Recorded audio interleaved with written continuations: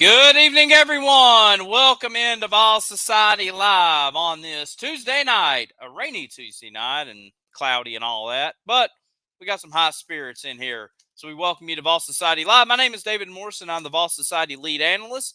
And this is Vol Society Live. This is your show. This is for our Vol Society followers all across our social media platforms on Facebook, YouTube, and Twitter/X. The chat room is open, so wherever you're watching us from, you can go ahead and leave your comments, your questions. Obviously, a busy day, busy couple of weeks at the University of Tennessee, including a big day at the Ray and Lucy Hand Digital North Studios on the campus of the University of Tennessee as the Tennessee Athletic Department welcome in a brand new Lady Vol basketball coach and Kim Caldwell. We'll talk about her in just a moment. We got, Tennessee men's basketball. We obviously know what happened there, losing in the Elite Eight to Purdue. We got some news of players transferring. We'll talk about that. Recruiting is going on. A lot of recruits in town this weekend. So we will dive into that. And, oh, by the way, we got an orange and white game coming up on Saturday. So, like I said, we'll talk about that. Plus, like I said, we will give you your comments and your questions. Like I said, it's not just necessarily me rambling on. If you want to talk about anything, go right ahead and read your question and answer it. And also, we'll give a shout out to Tracy with the first like on the Facebook page. So we'll go ahead and dive into there. But while we're waiting, let's go ahead and talk about the big announcement today on the University of Tennessee campus. So for the fourth time in the history of the Tennessee Lady Vols basketball program, we have a brand new head coach in Kim Caldwell. So this announcement took place Sunday afternoon, and she was formally introduced today by Tennessee Vice Chancellor and Director of Athletics, Danny White. So Kim Caldwell, who is Kim Caldwell, is the $64,000 question, although $64,000 is not a lot of money today, especially what she's going to get paid. But Kim Caldwell, a native of West Virginia, played at Glenville State from 2007 to 2011, was a top high school prospect in West Virginia. Her dad was the head coach at her high school. As I mentioned, she went on to play at Glenville State. And she mentioned in her press conference that coaching was in her blood, obviously from her father. And she knew that after college, she was not really pursuing anything else, but coaching is where she wanted to go. So right after college in 2011, she joined Ohio Valley, I'm assuming University, as an assistant coach from 2011 to 2013. And then following that, she was an assistant coach at Sacramento State from 2013 to 2016. And then she finally accepted her first head coaching job in the fall of 2016, where she returned back to her alma mater at Glenville State in West Virginia from 2016 to 2023. And that's where she really laid her platform right out of the gate. Had a successful run at Glenville State, which is a Division II school. Went 191-24, including a 132-12 conference record. Hello to my grandparents watching along tonight. 6 regular season championships, 4 tournament championships in the conference that Glenville State plays in. Went to 2 Division II Final Fours, including winning the national championship on the Division II level in 2022. And then in 2023, she accepted the job at Marshall University.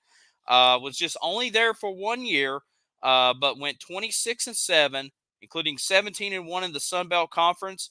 Won the regular season and tournament championship in the Sun Belt. Guided Marshall to only their second NCAA tournament appearance in school history, and now she is coming to the University of Tennessee with a career record of 217 wins and 31 losses and 149-13 in conference play from both schools she's been at. She has signed a 5-year deal worth $3.75 million. So she'll be making about $750,000 annually, which is, kind of, we've had some people from the outside coming into Vol Society commenting, is that kind of a low pay for her? Well, I kind of dig a little digging around, because I kind of thought at first, I was like, well, it kind of seems a little low. But doing some research, when she was at Marshall, she signed a 7-year deal, but they really didn't disclose what she was going to be making every year at Marshall. So, kind of doing a little Googling search, the average, I'll go ahead and say this: the head football coach at Marshall University, Charles Huff, was making $755,000 a year. And doing a little bit more research, the average basketball coach at Marshall was making around 100 grand. The men's coaches was probably around like 200, and the women's around 90,000. So if you want to round it up to about $100,000 for her time at Marshall, so she was probably going to get 700,000, maybe 750,000 by the time her contract would have ended at Marshall. And pretty much Danny White just gave her Marshall contract, probably a little bit more, in just one season. So there's not really, so it's not really a drastic pay cut. Obviously, I mean, it's a improvement, and I'm sure, obviously she's grateful for it. Uh, but yeah, it was a very, I thought she did very well in the press conference today. Uh, I thought she did a fantastic job. She answered the reporters' questions with integrity, with confidence. She seems like a very confident person, and we've seen the track record with Danny White as far as his coaching hires. Not only his time at the University of Buffalo in Central Florida, but now at Tennessee. He loves these high energy personality coaches. And even the coaches that Danny White didn't hire at the University of Tennessee, we see it, all across the athletic department. While Josh Heupel doesn't have a high personality, his style of play is very high, a lot of energy, up tempo. Tony Vitello on the baseball team, who has a very high personality, but his team plays that same high integrity game in and game out. And I think this is where we're going to see with Kim Caldwell bringing a very up-tempo style, very fast, lots of threes, even uh, like I said, very, he mentioned in the press conference, similar to Neyland Stadium, lighting up the scoreboard. At Neyland Stadium, you're going to see it at Thompson Bowling Arena. Miss K says, "Did you get those pictures?" Yes, thank you very much, Miss K. Send me those pictures in the mail of me and our founder Brad when we were a whole lot younger. So thank you very much for that, and I hope you're doing well. Yeah, so I really, like I said, continuing back on her style of play here, very aggressive defense, going to be pressing all the time. She mentioned in the press conference, and then looking at her stats from both her time at Glenville State and at Marshall, top 10 offensively and defensively at both levels, Division I and Division II. Go balls to you too, Miss K. So there's a lot to be riding on for this, and and even her quote today, probably the quote everybody's taken from the press conference, talking about Pat Summitt, respecting the legacy of Pat Summitt. But she came out and said, "I will never be Pat Summitt. Nobody can, but I will strive every day to be someone she would be proud of." So that really kind of said it for me there. And it's no disrespect to Pat Summitt and her legacy. She knows it, but it's a brand new era. It's a new day for Lady Vols basketball. Tracy watching us says, "I wonder if it will be hard for her to recruit with not much D1 experience." It's going to be very interesting. I think listening to VolQuest in my preparation this afternoon, the next 30 days, according to Brent Hubbs and all those folks at VolQuest, which I have a lot of respect for, they said the next 30 days is going to be kind of crucial of who you're going to bring in, because obviously the number one thing you have to look out for is who's going to stay on this Lady Vols team. Obviously, Rickea Jackson's going to the WNBA. and she'll be a top draft pick next Monday night. And then Tamari Key is not coming back for a couple year. So, what's in line for, Jewel Spear and Sarah Puckett and, uh, Avi Strickland and many others on this Lady Vols team. So that's kind of the first thing is you got to recruit the team that you still have. Who's going to be on board? Who is buying into Kim Caldwell? And then you find out, okay, who's now going to be coming in and going to get the recruit. So I think it's going to come down to, I think that first year is definitely going to be kind of a fill out process, very similar to what happened with Josh Heupel. Now, Josh Heupel, when he came into the Tennessee football program, walked into a big mess. The Lady Vols basketball program is not a mess. It just needs a shot of ejection, if you will.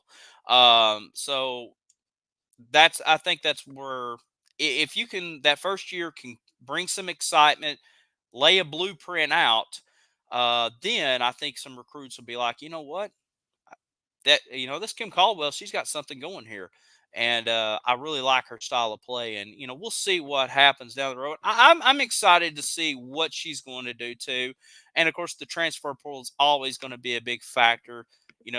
Who may be coming in from Marshall, maybe Glenville State, or whoever else across the country. So it's just trying to find the right players to run her style.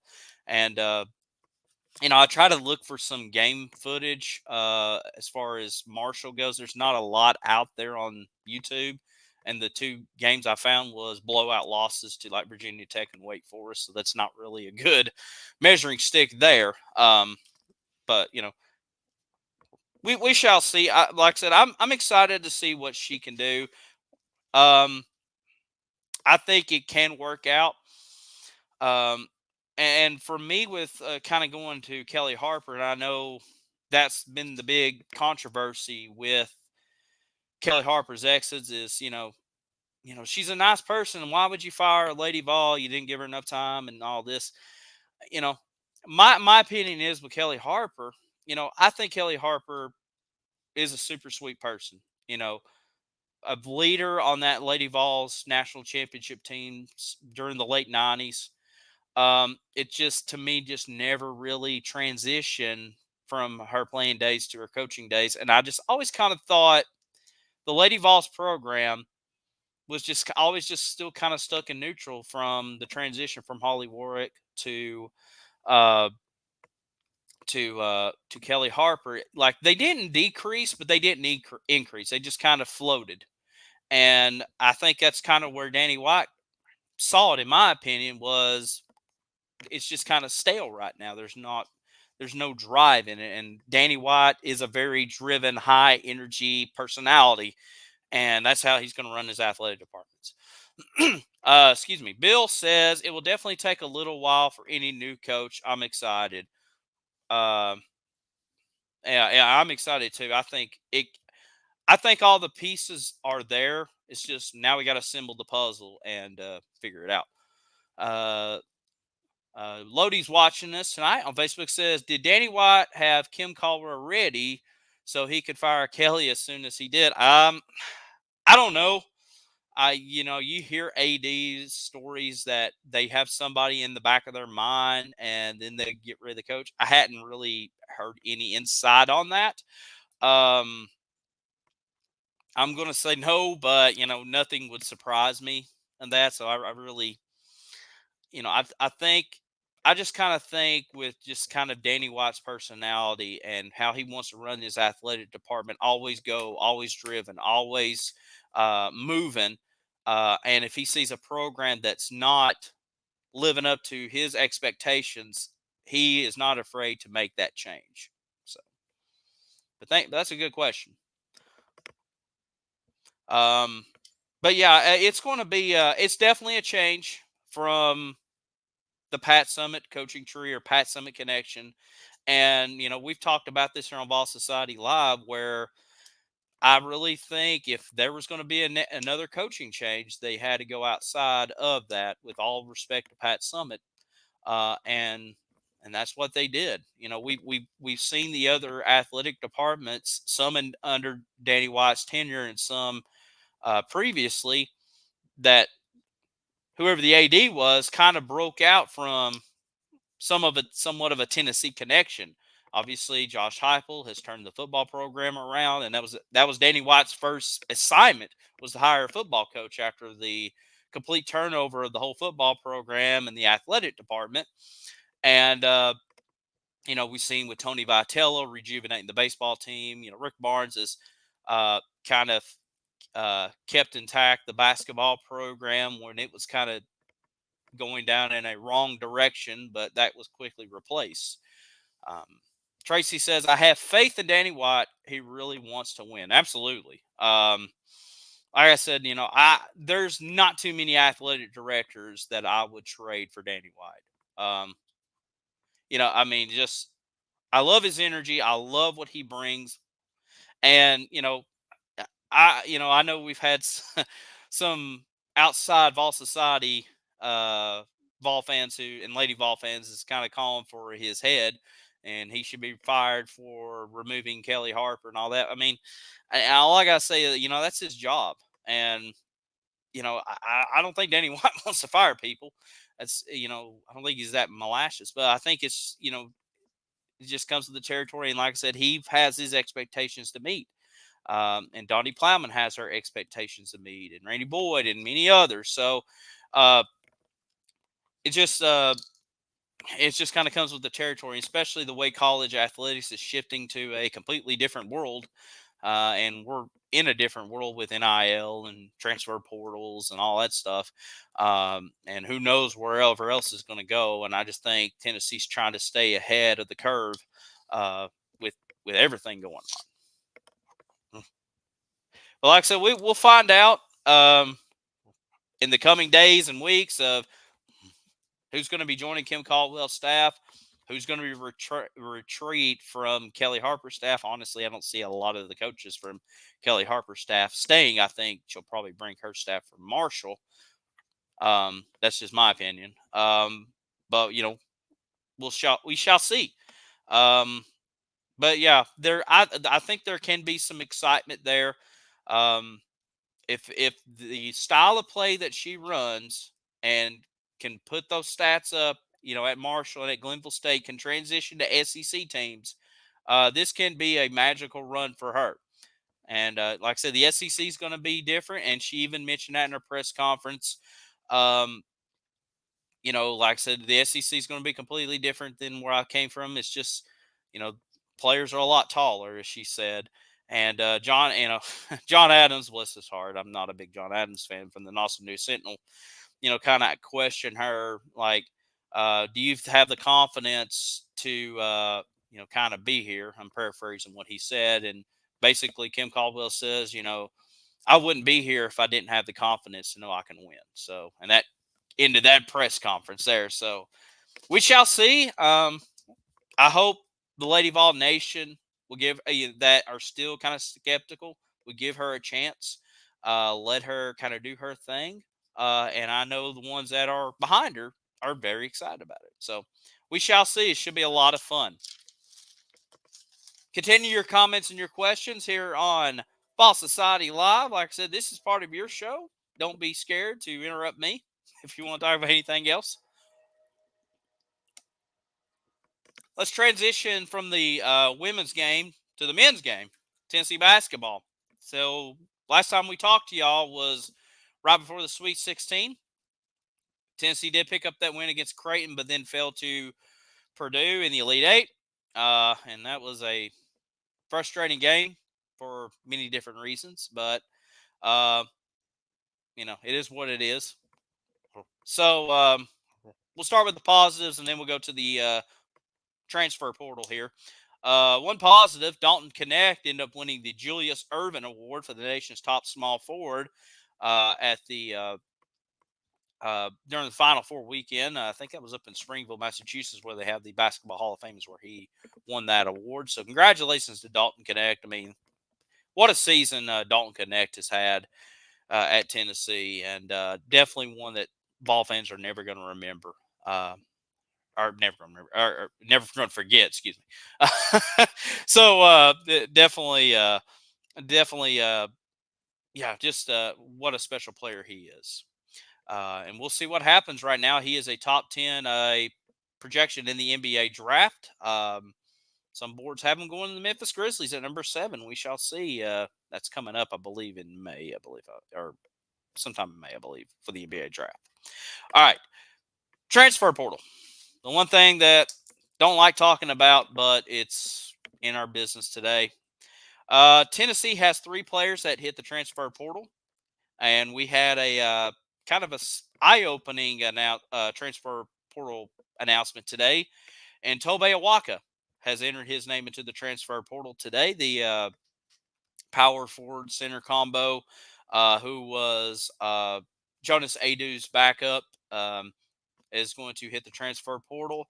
You know, some Vol fans are surprised by this, some are not. And you know, we'll see what happens with Jonas Aidoo. It sounds like, I guess he's coming back. I know there's now some rumblings that he may flirt in the transfer portal, so kind of a head scratching thing. I think Aidoo really should come back. Maybe he's going to try out for the NBA Combine. Which, one thing I'll say this before I get back, um, you know, one thing I'll say about the NBA Combine that I do like is they will allow pretty much anybody to try out the NBA Combine, and then they'll give you an honest draft grade. And if it doesn't do well, you have the ability to come back to your school the next year or hit the transfer portal. LeBron James' son, Bronny James, is doing that same process right now. So I do like that. I kind of wish the NFL would do something like that. But anyways, getting back to Tobe Awaka, and I'll go ahead and read your comments. Ethan watching us tonight says, sucks. He soon be better than Aidoo against Edey. Yeah, that was one of the positives in the Elite Eight. It was Awaka was really holding his own against Zach Edey, even though the fouls really weren't his fault per se, but he was really holding on better than Edey. And then Estrella, is a young kid but has a lot of promise. And then Tracy says, I was shocked he played great against Purdue. Yeah. So we'll see what happens. I mean, crazier things have happened. Players can come back, or pull their name out of the transfer portal, but it seems like he's ready to start right now. Just kind of evaluating. So we'll see what happens. And then a couple other guys, Freddie Dilion, the 5th, has hit the transfer portal. No surprise there. Didn't have a lot of playing time. He came off the bench, but not a lot of points and not a lot of stats. So probably just a fresh start. And the DJ Jefferson also hit the transfer portal. We actually talked to Brad, talked to DJ Jefferson after the Kentucky game on that Ball Society Live video. Really nice kid. I wish him the best, and hope he does well wherever he goes. Ethan says, I agree the officiating was bad against Purdue. Yeah, it was atrocious. It was just very frustrating. And at least, I guess, a positive, UConn ended up winning the national championship last night.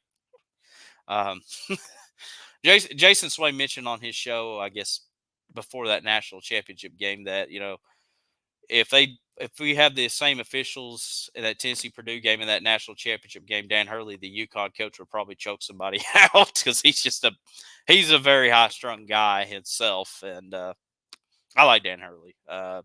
Not a big UConn fan, obviously, but he's kind of a character on his own. So we'll see what happens. With the transfer portal, see where these guys land. Obviously, Tennessee will now have to go to the transfer portal. The only target I'm actually hearing as far as who Tennessee could be interested in, it seems like the fans are kind of behind it. The small forward from Belmont, Cade Tyson. He's 6'7", 210 pounds. Last year for Belmont, averaged 16 points a game, 5 rebounds, shot 44% from three-point land, 42% field goal percentage. So a very Dalton Connect type player, and I can kind of see why Vol fans probably want to get him. And plus, he's just right up the road in Nashville. So we'll see if Rick Barnes and the coaching staff goes that way or finds a diamond in the rough, if you will, kind of like we did last year with Dalton Connect. So it's kind of hard to tell, who they're looking after. But, obviously going through who's entering the transfer portal and who's going to test out the NBA draft combine, and then you'll start hearing the targets who Tennessee's looking at. But the only name I'm really kind of hearing is Cade Tyson from Belmont. So we'll see if Tennessee does land him. All right. So continuing on, like I said, continue your comments and your questions here tonight. Real quick shout outs here. Shout out to Jacob from my church watching us tonight. Shout out to Bill, my parents, and Tracy. Oh, by the way, congratulations to Mike Morrison. Mike Morrison won the Vol Society March Madness Challenge, so he will receive a exclusive Vol Society T-shirt courtesy of us. So congratulations to him. Just reach out to us, and we will send you that T-shirt. All right. Moving on to recruiting. Like I said, we got a big weekend coming up across the University of Tennessee. A lot of athletics going on, obviously. Headlined by the Orange. A big orange to you too there, Jake. Appreciate you watching. Like I said, big weekend coming up. Tennessee baseball hosting number 25 LSU, last year's defending national champions.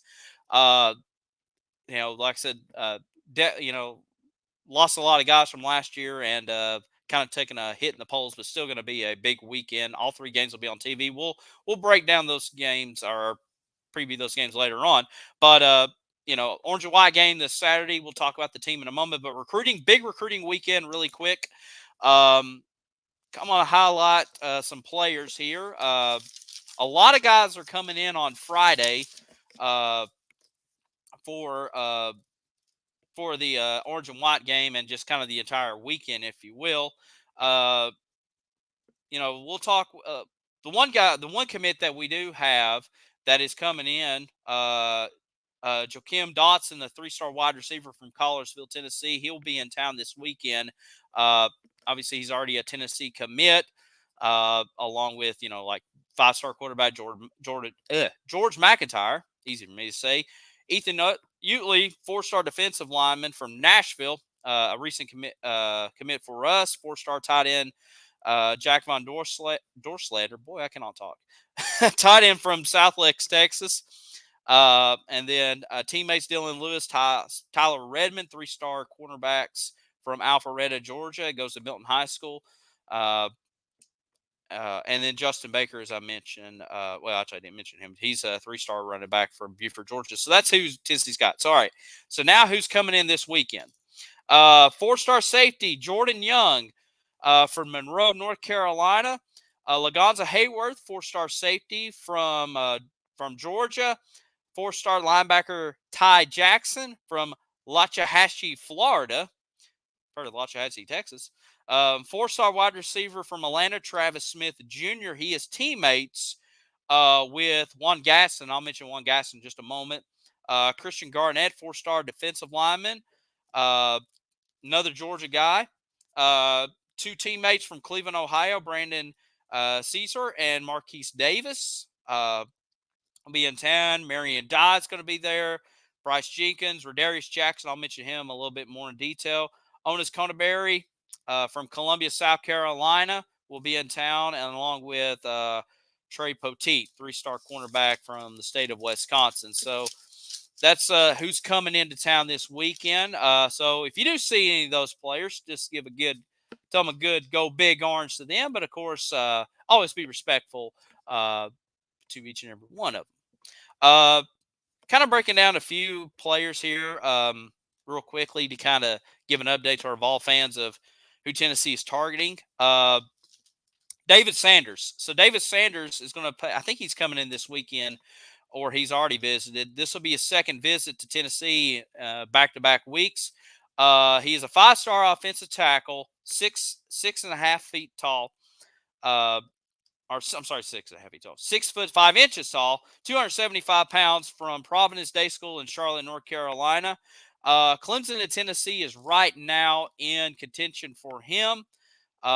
Georgia and Alabama has looked at him too. I think he visited Alabama, but it seems like he's kind of have Georgia and Bama far behind in his final school. So it seems like it's coming down to Clemson and Tennessee. Clemson's still the favorite, but that's a good sign if you're making your second visit in a short span of time. So we'll see what happens with David Sanders. Juan Gaston, 6'7.5" 345 pound, interior offensive lineman, a 4-star guy. Uh, he's from Atlanta, Georgia, at Westlake High School. Georgia is a big favorite, and according to Brett Hubbs and Austin Price, who second this, wants to be close to home. So Atlanta to Athens, Georgia is about 3 hours away. But he's going to come take a visit at Tennessee. It seems like it's coming down between the Bulldogs and the Tennessee Volunteers. Obviously, it'd be a huge pickup for Tennessee to get him, but I think more than likely he'll come to Georgia, or he'll stay at Georgia just to be close to home. It seems like his family he's real close with, and they are a very close knit group, according to Brett Hubbs. Radarius Jackson, from Memphis, plays at Sheffield High School. 4-star wide receiver, 6'2" tall, 180 pounds. Ole Miss right now a big favorite, and it's real no surprise anytime you see kids from Memphis kind of commit more towards either Ole Miss or Mississippi State over Tennessee, because Ole Miss is the closest SEC school to Memphis compared to Tennessee, because that's like a 6-7 hour drive right there compared to 2.5 hours, 3 hours. So no big surprise. Mississippi State Vanderbilt's also in contention for him. He is going to take an official visit to Tennessee in the middle of June. So maybe he'll come over to Tennessee. I mean, we've seen kids from Memphis make the journey over to Knoxville, and even in Jackson, Tennessee, like Trey Smith. So it's not, it's not uncommon to see, but at the same time, you do see more recently a lot of kids who is in that Memphis area will venture out towards either Mississippi or Arkansas just to kind of be closer to home, per se. Now with transfer portal, anything can happen there. Josh Perry, or Petty, excuse me, 5-star offensive tackle from Roswell, Georgia, 6'4", 265 pounds. A lot of schools in contention for him, including the two schools from Georgia, the two big ones, Georgia and Georgia Tech. Tennessee's involved, Clemson, Auburn, Alabama. A lot of so anytime you have 5-star, and especially offensive tackle, everybody wants to take a look at you. So, but Tennessee obviously is targeting him. Jared Smith, 6'6", 235 pounds, from Hoover, Alabama, 4-star edge rusher. Georgia, South Carolina, Ole Miss, USC, and Tennessee all in contention for him. Still kind of early to see where he might go, but that kind of gives you an idea of recruiting. Like I said, Tennessee right now has 7 players right now committed for the class of 2025. And like I said, a huge weekend with a lot of recruits coming in. And like I said, the heart of recruiting as far as players committing starts really in the summer. When they officially take, they're out of school and they're taking these visits, and then whatever they fall in love with, that's usually when they make those announcements along the way. Shout out to my Uncle Tim leaving us a like on the Facebook page. All right, so let's go ahead, talk about the orange and white game. Like I said, continue your comments and your questions if you're watching along tonight, about kind of anything, if you say. All right, so spring practice is underway. Orange and white game's coming up on Saturday, 1 o'clock. It's on SEC Plus, ESPN Plus. So if you have that, or the ESPN app, that's where the only place you can kind of see it. Although the Vol Network is going to have radio broadcast for the game, so if you don't want to search for it, you do have a way to still follow along. But like I said, spring practice underway, comes to an end on Saturday with the orange and white game. We'll start with, kind of we'll go through all the positions, if you will.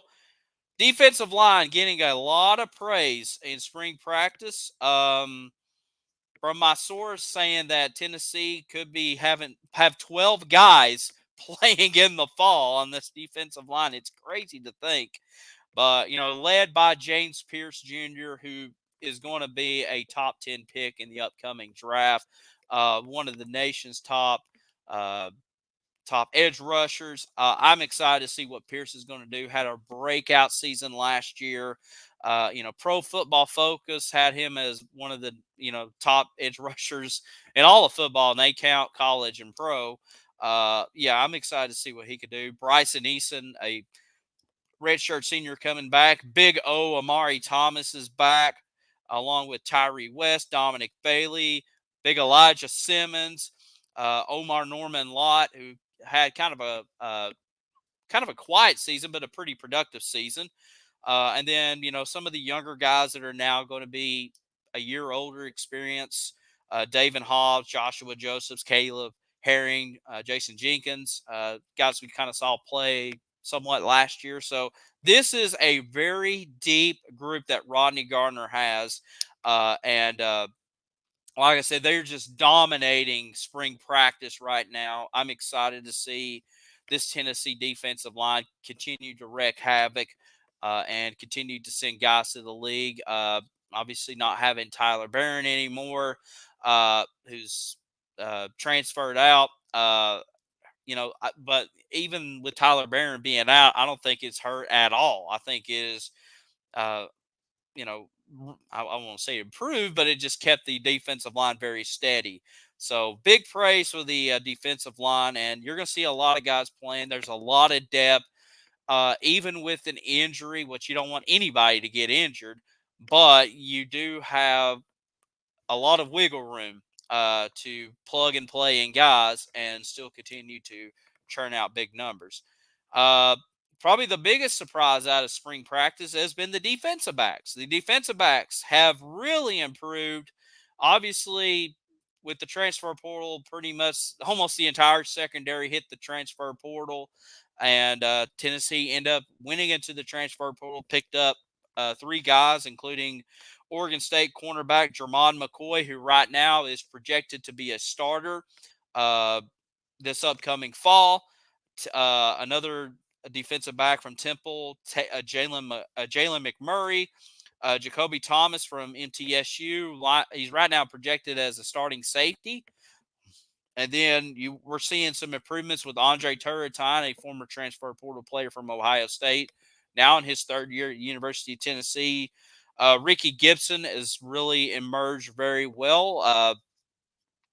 We saw him kind of start late in the season. Tracy says James Pierce Jr. is an awesome defensive lineman. He is. He is. Man, I love the way he plays, and I expect to see big things from James Pierce coming along the way. They have Jordan Thomas listed as the star position or nickelback, although true freshman Boo Carter is really pushing to get a starting job at safety. And I had the opportunity to see Boo Carter last August when he played for Bradley Central High School in Cleveland. They took on McMinn County High School here in Athens, and I watched Boo Carter take a punt return to the house 65 yards. So I know what the kind of caliber athlete he is.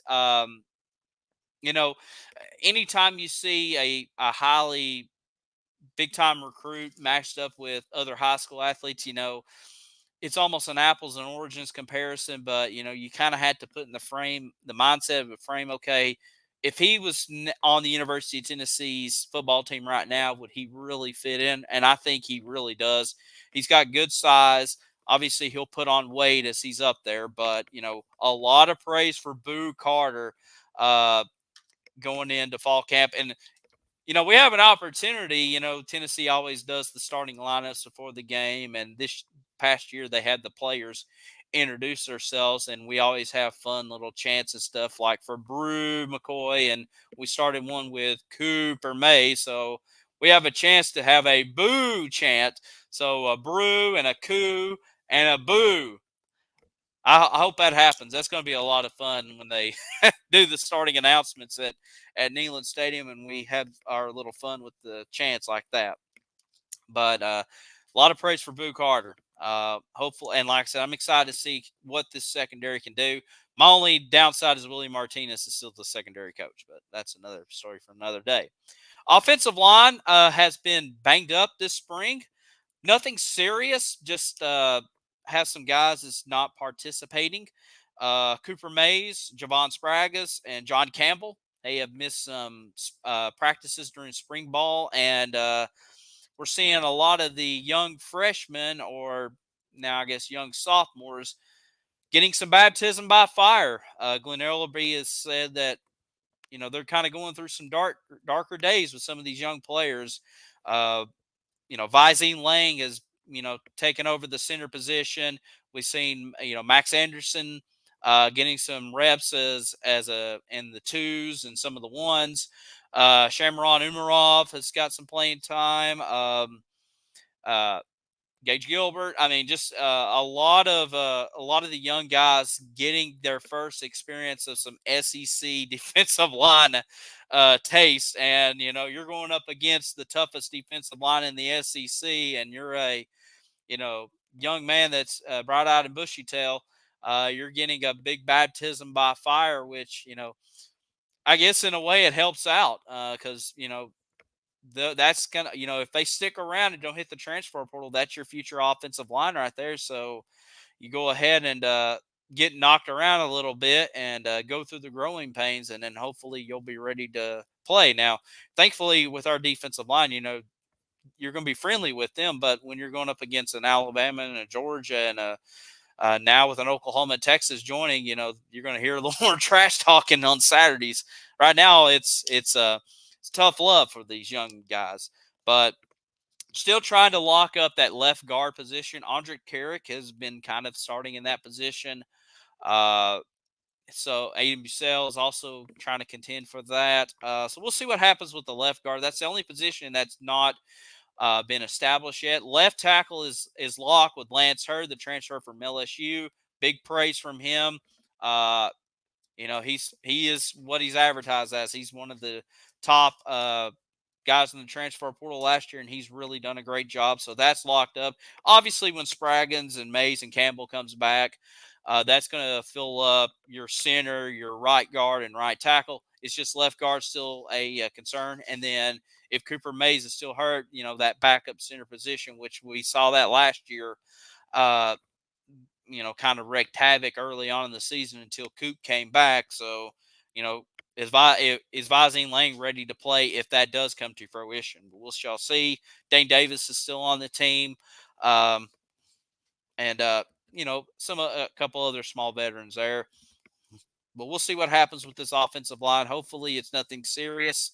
But, you do have a highly touted quarterback in Nico Iamaleava, who is the coaches have said he's owned spring practice. He's owned it. So, you want to have these veteran offensive linemen ready to go by fall camp. Especially, with Nico, we saw what he did in the Citrus Bowl. But, you want to definitely have those fresh bodies 100% ready to go, especially going into the heart of SEC play and some pretty tough road games coming up too. We'll dive into, what do we have next? Oh, running backs. We'll dive into running backs, and then we'll go to wide receivers. The big story out of spring practice, Cam Seldon, who is the number 2 running back behind Dylan Sampson, out of spring practice, so no Cam Seldon this spring. Deshaun Bishop has now been positioned in that role, along with like Kalia Keefe, who's going to be probably the number 3 running back going into Saturday. Dylan Sampson hasn't really had a lot of touches in spring practice, but they're trying to, keep him as healthy as they can. Now with Seldon out, you don't want to have your star running back to go out, so they're very conservative with these running backs. But Bishop is doing a really good job filling that void with Seldon. It seems like Seldon will probably be ready to go by fall camp. Even though you're not going to see much out of the orange and white game, it's going to be very vanilla, very, paint by numbers, ABC offense. You do want to have some of these younger guys get that that spring experience when you're ready to go into summer camp and do the 2 days. Wide receivers looking really good. Deontay Thornton, we really promoted him last year, and I kind of went back and listened to some of our old podcasts with good old Rocky Talk, and I thought Deontay Thornton was going to be kind of that impact player, and I completely forgot he missed spring practice last year, but now he is 100% healthy. He is doing a very good job. Of course, Brew McCoy is still out from the with his injury last year. Um, Bruce should be. My projection is Brew will be back sometime during the season. He might start the first game, but it's kind of a similar. Well, actually, it's a worse injury than what Tillman had, but I could kind of see a similar situation where when Brew does come back and ball fans are going to be like, man, Brew just doesn't seem like he's 100%. That injury, I kind of wonder how much it's going to kind of take off some of his, playmaking ability. And it's not a knock on him. It's just, coming back from an injury like that. I mean, you're either going to be 100% and nothing happened, or it's going to kind of hurt you a little bit. So that's why I'm glad to see Thornton is kind of now taking that role of kind of being the number one wide receiver. Score White's going to be obviously starting at wide receiver too. You're also seeing Chris Brazil transfer from Tulane, really doing a good job. I've projected he may be the number 3 wide receiver. And then we're seeing a lot of praise from the freshman, 5-star wide receiver Mike Matthews, and then 4-star wide receiver Braylon Staley getting a lot of playing time in in spring practice. I expect them to play in the orange and white game because everybody and their mother's playing the orange and white game. But I expect to see them get a lot of touches, and who knows? It wouldn't shock me if both Staley and Matthews ends up getting some playing time this upcoming season. Wide receiver is very deep, and like I said, Nico's got a lot of tools there. It's just we'll see how that offensive line can hold up too. The tight ends I'm hearing are really doing a good job. Ethan Davis, who got hurt last year in the orange and white game, missed a little bit of time, but nothing too dramatic. He's now emerging as the starting tight end. Holden States, a transfer from Notre Dame, doing a good job. Good praise from Miles Kligerman, the transfer from Alabama, getting a lot of praise. A big surprise out of spring camp. So building some depth in the tight end. You got building depth in the wide receiver. So the playmaking ability is there. You do have a pretty solid. I mean, you do have a solid running back in Dylan Sampson. I don't expect Dylan Sampson to get 25, 30 touches a game. Obviously, that's not what Josh Heupel wants to run. He's going to share the load with his running backs, and Sampson will probably get 10 rushes or 12 rushes, and then Cam Seldon will probably get a bulk of the load, and then if it's Bishop going to be that number 3 running back, we'll kind of get the rest. But this Tennessee offense is looking really good. The defense is looking pretty good. Linebackers, I forgot to mention them. Have it on this page here. Jeremiah Telander, a lot of praise for Telander coming out of spring practice. William Ignod and Telander are doing a good job kind of like building some chemistry together with them, playing very well. It seems like Arian Carter, talented freshman last year, at least we thought he was going to be a talented freshman, kind of threw into a early playing time with Keenan Peely's injury. It seems like Telander is now kind of battling Carter for one of those linebacker positions. I guess it'd be the wing linebacker position. And then middle linebacker Keenan Peely, who got hurt early in the year last year, is back. The former transfer from BYU. Hopefully he could stay healthy and establish that linebacking core. That of course the linebackers last year was kind of a little off last year, especially with when Peely went out. You had a lot of rotating players come in and out, and some guys really kind of stood. Some guys held their own, but then there was a lot of exposure. Even Aaron Carter and Jack Janzik, who was on the team last year, just kind of got exposed a little bit. So hopefully everything will be good to go by the time we roll in the fall camp of the linebackers. But like I said, um, what do y'all think about this, upcoming team, or what do you kind of expect to see on Saturday? Uh, Shout out to Chuck leaving us a like on the Facebook page.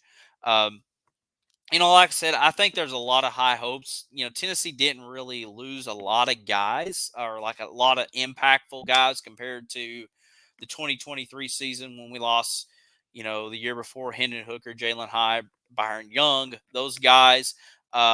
Really, you didn't lose too many impactful players. Unless you want to, count like a Joe Milton being an impactful player. Obviously, a Jalen Wright at running back is, a big loss, but he's going to be in the NFL, so it's not. So it's a celebration loss, if you will. And then Tyler Barron hit the transfer portal, but even that, I don't think it's a big deal because, like I said, I mentioned there could be 12 guys playing on the defensive line this year. Tracy says, by the price of the hotel rooms, it looks like a UTK is going to win the SEC. I hope so. And maybe, um, man, everything travel is just so expensive when it comes to this type of stuff like that. But yeah, who knows? Maybe they're booking them up. But yeah, I think for the most part, this upcoming year is a lot of excitement, a lot of enthusiasm. Obviously, you have two new teams joining the league in Oklahoma and Texas. Tennessee does go to Norman this season, and I think it's in around September. So we'll see how Tennessee does, especially how Nico's going to do on the road at Oklahoma. Florida and Alabama also come to home, so that does help out a little bit. You go to Georgia. So Oklahoma and Georgia's two big road games. A road game to Arkansas, which I think Tennessee should be a favorite, but you do have a young quarterback that's going to be road tested all year. And then Vanderbilt is the other road game, which any quarterback can win at Vanderbilt. Whoever's at Tennessee, doesn't matter. So I have no issues with that. And plus, it's going to be 95% ball fans, anyways. So we'll see. Like I said, we still got a good 120 days or so until we're ready to play again. Maybe even more than that. But it's like I said, it's an exciting time anytime we get to talk about Tennessee football, and like I said, a big weekend with everything going on, and the big announcement today should be a lot of fun. I mentioned Tennessee baseball, big weekend series with LSU, last year's national champions. Obviously, they don't have the team as they did last year, like Paul Skeens and Dylan Cruz and those guys, and they're off to Major League Baseball, especially. And Skeens right now could be starting pretty soon for the Pittsburgh Pirates. But anyways, LSU did lose some talent. They are now number 25 in some college baseball polls. But this is a big weekend. Like I said, it don't matter, if the entire national championship team from the year before loses everybody or brings everybody back. It's still a big deal to get to play. Tracy said softball beat Georgia today. Yeah, congratulations, the Lady Vols having a great season too. But yeah, going to be a big weekend series. Friday, Saturday, Sunday. All three games are on TV. So no online games this weekend. They're across like ESPNU and the SEC network. We'll post a little schedule on Vol Society Facebook page so y'all can follow along and find out when the Vols play.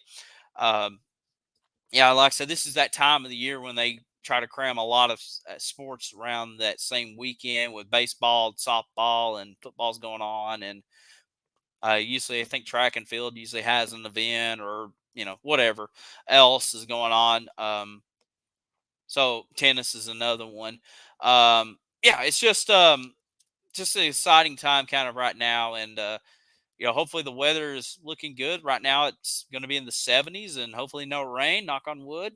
And of course, if you're going to the orange and white game, like I said, second year in a row, they're going to be charging for tickets. Not really a big fan of that, but it is what it is. There's still going to be construction, so you're going to have a limited crowd. as they still construct Neyland Stadium. So it would be a very similar situation like last year. I was there for it, and still having a good time, but it definitely looked a lot different with a limited crowd, which normally it is a limited crowd in general. Uh, but with it was kind of a pain to get into the stadium. So if you are going, just you had to be patient to try to get in. Uh, yeah, just a lot of stuff going on. Any other questions or comments before we round this out tonight? Um, Hopefully, we covered a lot tonight. And like I said, it's been a couple of weeks since we got to talk to y'all. We'll be back on here next Tuesday night, and we'll recap the orange and white game and talk about everything that went on, and then hopefully we'll kind of find out a little bit more of uh, Kim Caldwell's staff and the transfer portal. So we'll get a little bit more clarity of what's going on at that point.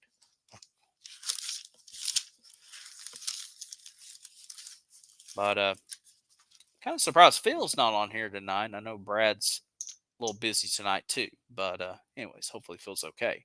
Anyways, we'll go ahead and wrap it up here tonight. Thank you for tuning in to Vol Society Live. It was a busy day, and it's a new era of Lady Vols basketball, and we'll see what happens in the Kim Caldwell era. And everything else going on. Like I said, make sure you continue to follow along on our social media pages and on Facebook.